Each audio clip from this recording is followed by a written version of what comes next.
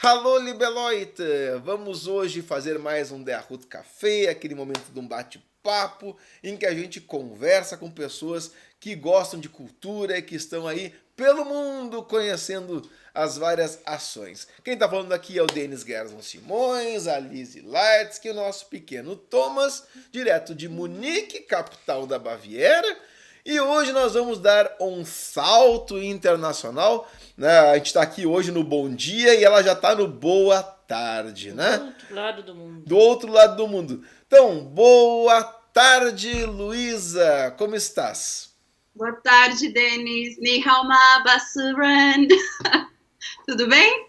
Eu espero que tu não tenha nos xingado com a saltação, né? Mas sabe como é que é? Isso é normal. A gente faz o possível para estar dentro da compreensão. Espero que tenha sido uma boa saudação. Tipo, um boa tarde, bom dia, boa noite. Boa tarde para os brasileiros. Ah, que bom. Ah, Luísa, então, só para te contestar, nós já nos conhecemos há muitos anos. A Luísa dançou comigo lá em Porto Alegre. Mais do que isso, antes da Luísa aparecer no mundo, a mãe da Luísa já estava ensinando o Denis a dançar. Então a gente um movimento assim de gerações, né? E agora tá o Thomas aqui, que quem sabe vai aprender a fazer mergulho com a Luísa. Bom. É interessante, por que não, né? Mas mandamos o Thomas pra Malásia, lá, Macau, e Macau não tem mar, né? Ou tem? Tenho, mas não é o tipo de água que você quer entrar, não. Então, quem sabe a Luísa vai estar aí e o Thomas vai passear pelos mares, né, que a Luísa estará. Mas, de toda forma, a base da família da Luísa, pelo menos uma parte da família da Luísa, é de descendência alemã. E hoje a Luísa está em Macau, na China. Tá? Então, a minha primeira pergunta, Luísa, como é que foi essa saída do Brasil, do Rio Grande do Sul, para Macau, na China? E quando foi isso? Então, Denis, eu tinha 15 anos de idade. O meu pai, ele era comandante da Varig, que na época já estava quase falindo, né? Lembrando, só para quem não sabe, Varig era uma companhia aérea, viação aérea rio-grandense, né? Nossa, agora o Denis tá esperando que as pessoas que verem esse vídeo sejam tão jovens que não lembrem mais o que é Varig. Não duvide, não duvide. Esse pessoal mais novo. Mas, enfim, financeiramente estava muito difícil. A minha avó já tinha começado a pagar as nossas contas e tinha essa possibilidade de vir para o Oriente. Um dia minha mãe chega para mim e ela fala: Luísa, temos boas novas. Eu falei: opa, teu pai conseguiu um emprego, uhul! Ele vai ganhar o dobro do dinheiro, uhul! Os amigos, por quê? Que a gente vai se mudar de cidade, de estado, de país, de continente, mas não te preocupa que a gente continua no planeta Terra. Eu falei: não, mas bem capaz que eu vou pra China, eu vou morar com a minha avó, o que é isso? Eu era muito aborrecente, mas para cá. E isso foi no final de 2006, começo de 2007. Até hoje estamos aqui e eu passei praticamente metade da minha vida em Macau e pretendo continuar aqui. E a gente fica naquela dúvida, né? Como é que foi a Luísa adolescente que estava no Brasil, que tinha uma realidade lusófona, né? Indo para Macau, porque a gente sabe que Macau, tecnicamente, é lusófona na Ásia, na China.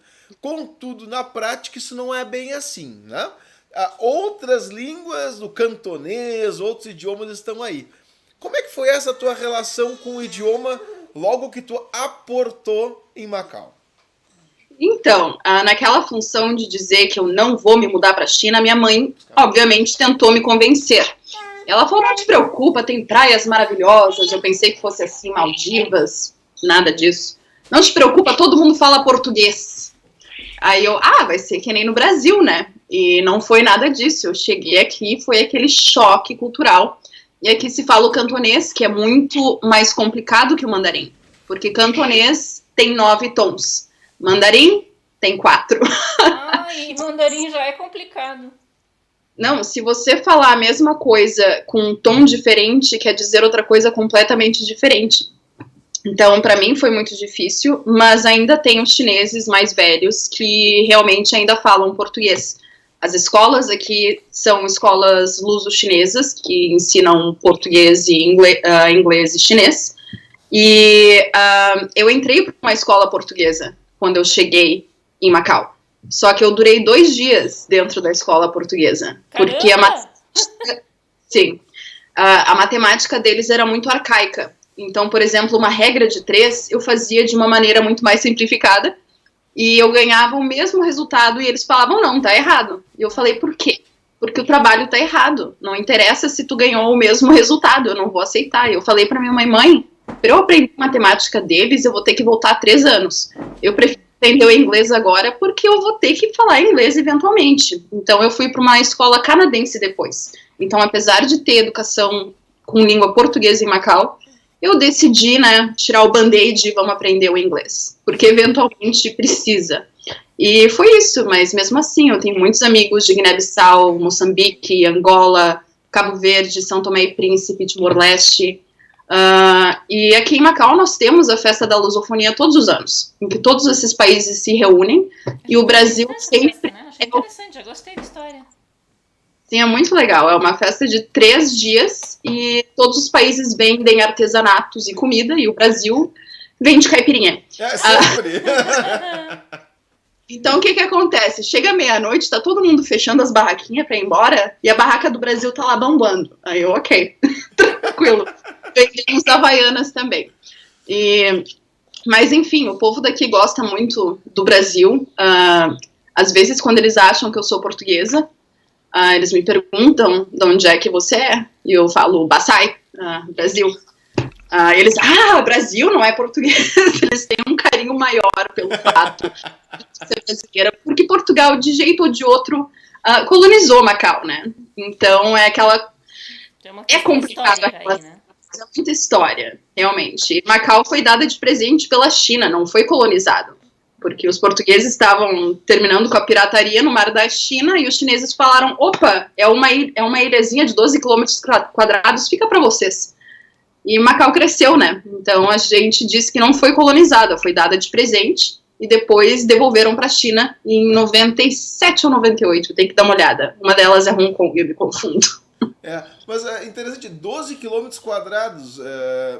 Hoje são 39. Ela foi por aterramento? Cresceu. Deu uma paradinha aí. Foi por aterramento ou por conexão com o continente? Aterramento. Aqui sempre tem algum novo cassino que vai entrar, porque Macau, na verdade, a função dos cassinos começou há muitos anos atrás, só que em 2008, com a recessão dos Estados Unidos, o que aconteceu? O pessoal de Las Vegas falou, o pessoal não tá mais vindo gastar dinheiro nos cassinos, porque, né, tá apertando dinheiro, e nós temos que investir em outro lugar. Então, vieram tudo para Macau. O Sands, o Venetian, estão tudo em Macau. Na verdade, Macau faz 10 vezes mais dinheiro do que Las Vegas faz. E porque a máfia da Ásia inteira vem jogar em Macau. Então, em Macau, nós temos a máfia coreana, nós temos a máfia japonesa, nós temos a máfia de Hong Kong. Então, tipo, Macau é um lugar muito tranquilo de que você não vai jogar e se meter com a máfia. Aí é tranquilo. Mas olha só que interessante. Super história. Uma perguntinha só. Tem aeroporto em Macau? Sim, tem aeroporto. Meu pai trabalha para a companhia aérea Air Macau, que é afiliada da Air China. Então, era que nem a Varig e a Rio Sul. Tipo, tá debaixo da asa da Air China. Okay. Inclusive, agora com a pandemia, eles já começaram a reclamar, tipo, o salário do pessoal da Air Macau é muito alto. Aí eu fico... morar em Macau também é muito mais caro. Então, esperamos que não seja uma segunda Varig, pelo amor de Deus. Só faltava, né? Pelo que nós estamos vendo aqui, a Lufthansa, por exemplo, está sendo estatizada uma parte dela, né? Um quarto, 20% a 25%, né? Tá aí. Alguns falaram 25%, outros estão falando 20%. Né? O que quer dizer que o Estado alemão quer garantir que as instituições de peso do país continuem, que simbolizam até a imagem da Alemanha fora, né? Estejam bem. Pelo que nós estamos vendo, a China não é muito diferente, né? A China está com um processo de aquisição de empresas em crise, não só na China, como fora, né? Vários estão dizendo que aqui na Alemanha mesmo tem algumas instituições que estão na mira dos chineses, né? Sim, na verdade, com toda a função do One Belt, One Road, que é a nova rota da seda, que seria do 21st Century, a China tentou ligar com a Alemanha falou não. E eu achei muito interessante que ela foi atrás da Grécia e da Itália, quem tá precisando de din-din, né? Só que, assim, já aconteceu em muitos lugares aqui, de vários países na Ásia, porque a China, ela entra para construir essa rodovia para trem, e eles têm muita infraestrutura, eles criam realmente muito emprego novo, só que muitos países não conseguem pagar de volta. Então, o que acontece? Eles dão parte de seu território para a China. Existe, inclusive, uma ilha aqui no Pacífico que vai ter que dar, por 50 anos, território para a China. Então, eu achei muito interessante a China ficar tipo, Itália, precisa de dinheiro. Grécia, tá precisando de dinheiro, vamos lá. E porque eles são deles para a Europa, né? Pois é, exatamente. Mas a China realmente gosta muito da ética de trabalho dos alemães, de baixar a cabeça e trabalhar. Eles falam, né, da eficiência alemã é muito grande aqui. E é engraçado porque eu acho que, em questão de fazer negócio, brasileiros iam se dar melhor com os chineses do que alemães. Mas na ética de trabalho, os alemães iam se dar muito melhor do que os brasileiros. Porque eu fazendo a universidade de business, eu tenho várias cadeiras que te ensinam, ok, como é que tu vai fechar negócio com chinês. Só culturalmente falando, porque chinês não tem essa coisa de tempo é dinheiro, vamos sentar, assinar contrato, era isso. Peraí, eu tenho que ver se eu posso confiar em ti. Vamos sair para jantar, vamos beber um pouquinho, vamos no karaokê. E americanos, tipo, cheguei em Beijing, amanhã quero ir para Hong Kong, vamos logo fazer isso.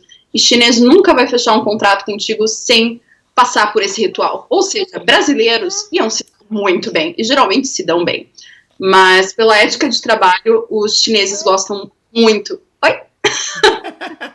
Os alemães. Falando, interessante essa tua perspectiva da relação de trabalho e pensamentos culturais, né? A gente sabe que na Suíça existe uma ponte muito forte com o Japão. Existe uma associação alpina no Japão em que importa, vamos chamar assim, periodicamente pessoas da Suíça, da Áustria e da Alemanha para ministrarem cursos e fazerem atividades culturais. Vamos falar aí, né, de folclores, que a gente chamaria, né? Traje típico, dança, música e tal. Como é que funciona essa relação cultural? E vamos falar cultural aqui no sentido não da cultura tradicional, mas da cultura popular histórica, né? Famosa Oktoberfest, famosas bandinhas. Como é que essa relação, né, da Alemanha, esse símbolo alemão ou austríaco ou suíço, que é alpino, vamos chamar assim, né? Como é que isso se manifesta aí em Macau ou aí na China? Sabe me dizer?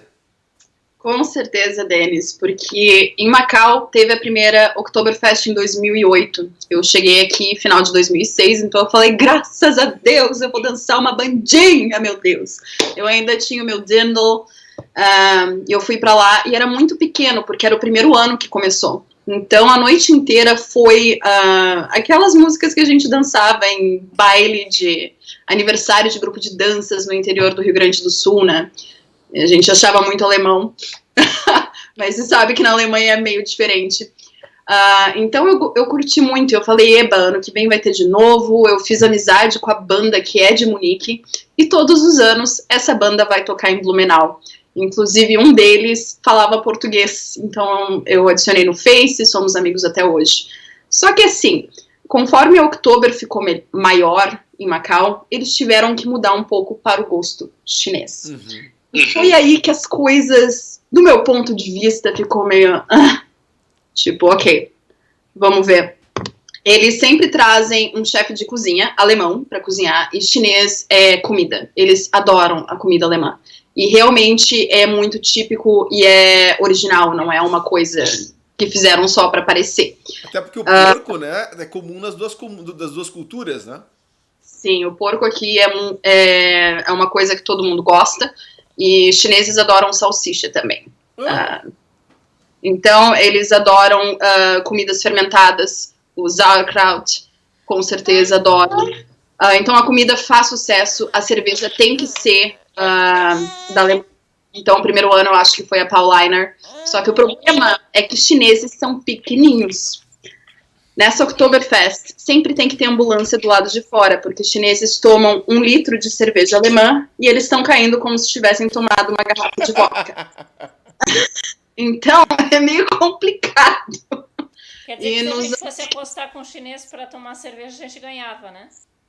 Com certeza. Eles começam a ficar bem vermelhos também no rosto com uma cerveja. Então, eles conseguem beber muito whisky, mas cerveja eles não conseguem. Mas olha... Pois é, pra mim não faz sentido. Competiriam com o russo e não com o alemão. Olha, faz sentido, são vizinhos, não são? Tem vinho de arroz aqui também, que é muito famoso. Então, eles conseguem beber o álcool deles. Mas o que aconteceu com a Oktober? Eles falaram, o gerente da Oktober falou pra banda, vocês só podem usar aquela marcha alemã quando vocês entrarem, fazerem a entrada de vocês no palco, e depois tem que ser música pop a noite inteira. Aí eu fiquei tipo, gente, eu tenho que chegar aqui às 6 da tarde pra pegar uma dança alemã pra eu dançar. E o resto tudo era, eles chegavam a dançar, a tocar Waka Waka, because this is Africa. Aí eu ficava tipo, ok. Mas a comida continuou muito típica, a cerveja também, mas perdeu toda a questão da música. Então aquilo eu fiquei meio chateada. Mas não é porque a banda não quer tocar, é porque o gerente da Oktoberfest de Macau não deixa. Eles têm que tocar o que os chineses gostam de ouvir. Mas, Luísa, isso não é diferente em Blumenau, né? Grande parte do repertório IMCA e tal é tocado porque o público da Oktoberfest de Blumenau, de tempos para cá, né, mudou de um público catarinense sulino, vamos chamar assim, para um público Rio-São Paulo, que é o pessoal que tem recursos para gastar numa festa dessas. E a trilha sonora que entra na festa, óbvio, tem aquela musicalidade alemã que dá cara à festa de Blumenau e de outras Oktoberfest também. Mas é atender ao público que está ali, porque senão a pessoa se sente deslocada, né? A gente tem que compreender essa lógica. Mas, e aí a pergunta, né? Essa música pop que tu falou, é música pop norte-americana ou entra sucessos da China também? Norte-americana, sucessos da China, na verdade... e a banda tem que aprender a tocar chinês, né? Tem que aprender música chinesa, mas eram coisas que nos anos 90, os chineses eles têm essa tendência de voltar atrás, tipo, vamos ouvir música dos anos 90 na festa. Então acontece, só que pelo fato deles só tocar uma música tradicional alemã no baile inteiro, eu entendo de ter que atender pedidos, com certeza, mas eu tenho como fazer um set de música alemã, um set de música pop ou essas coisas, e os gerentes realmente não deixavam, né? Inclusive o gerente sempre vinha falar comigo e me ofereceu emprego lá, tipo, eles viam que eu vinha com o meu Dendel, eles, tu não quer trabalhar aqui na Oktober? Eu, como assim? Eu tenho que servir cerveja? Como é que é? Eles, não, só tira foto com o pessoal que quiser tirar foto contigo e tal. E tu tem 3 cervejas de graça de noite. Eu, ok. Uma questão. Eu me lembro que quando tu estavas no Rio Grande do Sul, tu querias ter um traje típico, né? Tu foste para Macau sem traje típico ou não com o que tu querias. E aí tu foi uma campanha, uma ação quase militar para conseguir fazer um traje típico. Como é que tu fizeste isso? Como é que foi essa história? Então, a minha mãe também dançou no grupo do 25, há muitos anos atrás. E naquela época não tinha muita pesquisa que entrava em trajes. Então, ela tinha um traje que tinha traços de um traje bávaro, do corset, do corpete. Mas tinha um zíper assim nas costas que eu ficava assim. Mas eu falei, opa, eu posso reusar esse corpete se eu levar isso daqui para uma costureira. Então foi a função de eu achar uma costureira que falasse inglês. Eu desenhava todo traje, eu fiz muitas coisas para... Eu fiz pesquisa e tal, e tinha um cara do grupo de danças, o Luiz. Sim. O Luiz dos Reis, o nosso pastor, que me ajudou muito. Então, no final, eu fiquei com um traje bárbaro. Eu gostaria de achar o desenho para te mostrar agora, porque tá aqui na minha casa, mas está perdido. Mas a gente viu umas fotos tuas, até com chapéu, bem legal, né? Ficou? Sim, aquele chapéu o Luiz conseguiu encomendar da Alemanha mesmo. Sim. Então, sim. Original. Aqui da Alemanha? Sim, aqui na Alemanha. Complicado isso. Mas, enfim, fiquei com um traje melhor. Ainda acho que o trabalho que eu devia ter feito podia ter sido melhor. Mas, pelo menos eu tinha um traje para ir para o Brasil e dançar com vocês, porque me cortou o coração devolver o traje do grupo, e eu falei, meu Deus, como é que vai ser quando eu voltar? Eu não vou ter traje, eu tenho que fazer alguma coisa. E aí, como é que é? Voltar agora é voltar para outro mundo só, porque pro Brasil não dá mais, né? Pelo visto, na tua fala. Sim, a última vez que eu fui pro Brasil foi em 2011. Então faz quase 10 anos. E não é o Brasil que eu saí. Eu saí do Brasil em 2006, era uma realidade muito diferente. E a última vez que eu estive no Brasil, eu acho que foi o último Natal que eu passei com a minha avó também. E a minha família também não se dá muito uma com a outra. Eu fico, ok, o que eu vou fazer no Brasil agora, né? Tipo, eu vou pra baile alemão só aos finais de semana, ficar catando o que tá acontecendo na serra. Mas eu morro de saudades. Vira e mexe, eu falo com a minha mãe, eu quero comer bergamota, eu quero comer pinhão, eu quero lagartear. E faz mais de 10 anos que eu não como uma bergamota. Bergamota? Então, mas bergamota tem até aqui na Alemanha. Sim, aqui eles chamam de mandarim. Aqui é a mandarina, né? Aham. Mas é um gosto muito diferente, não é a nossa bergamota. Eu tentei várias, mas não tem o gosto da nossa. Enfim, quem sabe no futuro, quando as coisas se acalmarem, por que não? E Luísa, uma coisa que é interessante, né? E a gente foi vendo isso bem na nossa conversa agora. Uma coisa é o alemão da Alemanha, vamos chamar assim. E tu tem o alemão austríaco e o alemão suíço, quer dizer, são as pessoas de língua alemã que estão na Áustria e pessoas de língua alemã que estão na Suíça. Se eles me ouvem, não querem me escalpelar, né? Cortar meu pescoço que me decapitar. Mas vamos lá. E no Brasil nós temos uma outra cultura alemã, que o brasileiro que se chama de alemão, nós somos alemães e tal, são brasileiros que têm uma ascendência alemã ou que têm até o uso da língua alemã ainda hoje, né? Mas a gente sabe que esse brasileiro que tem essa tradição alemã, ele tem uma musicalidade diferente, ele fala de forma diferente. Ele tem a sua relação com a Alemanha, mas não é a mesma coisa, né? E aí a música, tu me lembraste bem, fez essa diferença, né? Agora eu te pergunto, existe um alemão chinês, um teuto chinês, alguma coisa assim, dessa cultura misturada da Alemanha com da China? Com a Alemanha com a China, não aqui. Eu creio que em algumas partes da província de Guangdong isso deva acontecer por conta... teve uma imigração muito grande da indústria dos sapatos de Novo Hamburgo, que foram para lá. Eles têm CTG, inclusive. Eu estava fazendo planos para uma invernada lá. Acabou nunca acontecendo, porque eu preciso do visto. E é uma comunidade muito grande que tem em Dongguan.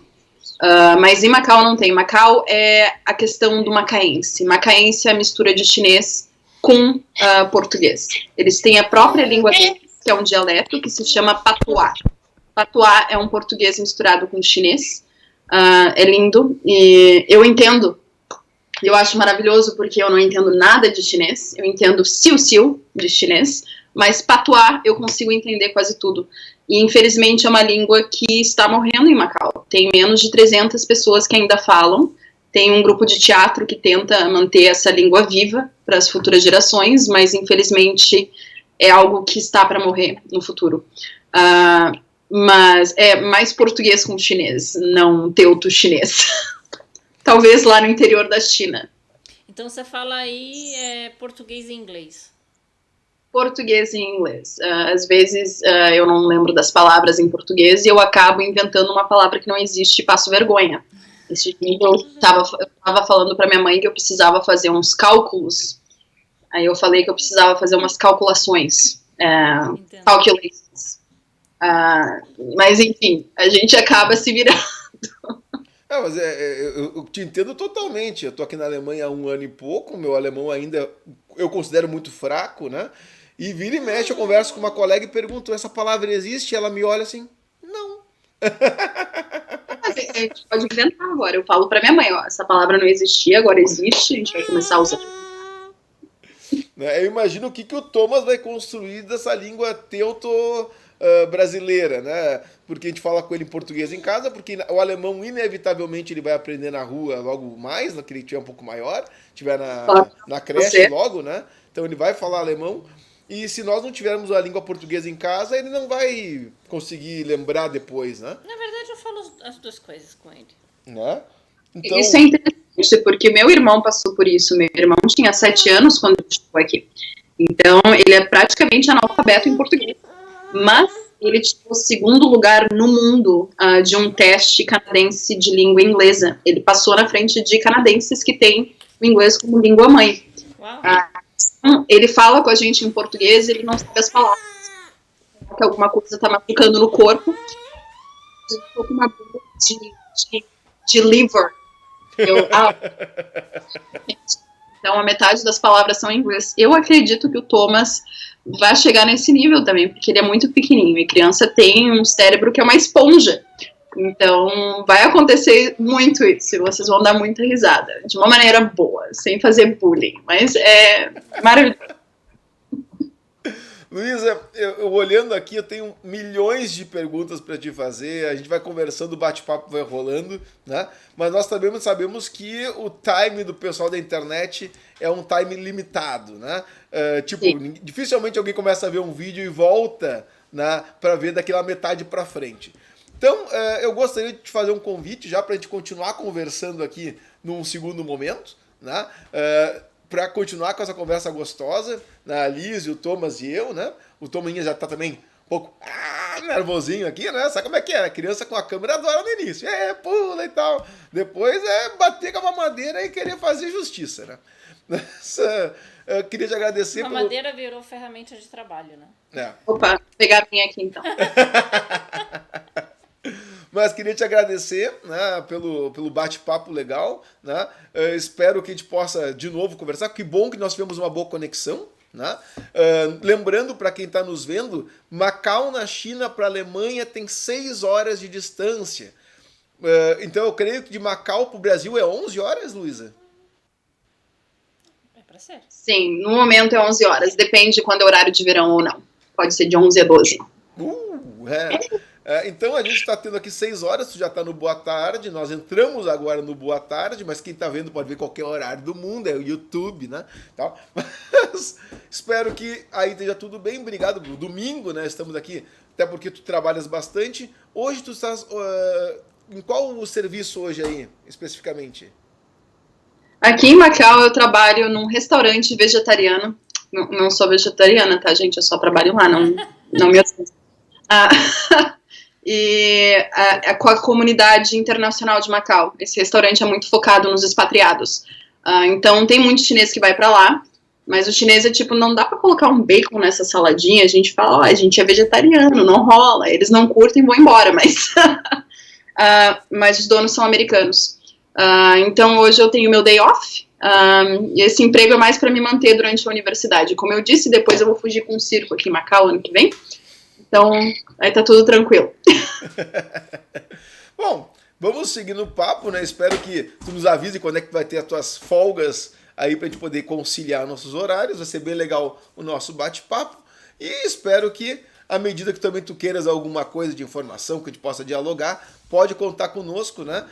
Lembrando para quem está nos vendo que nós temos o nosso Facebook, né? Dá para ver o Facebook tem fotos da Luísa que a gente pode colocar lá da época do Brasil, né? Se ela nos mandar aí umas também com traje bávaro, a gente pode, né, disponibilizar, né?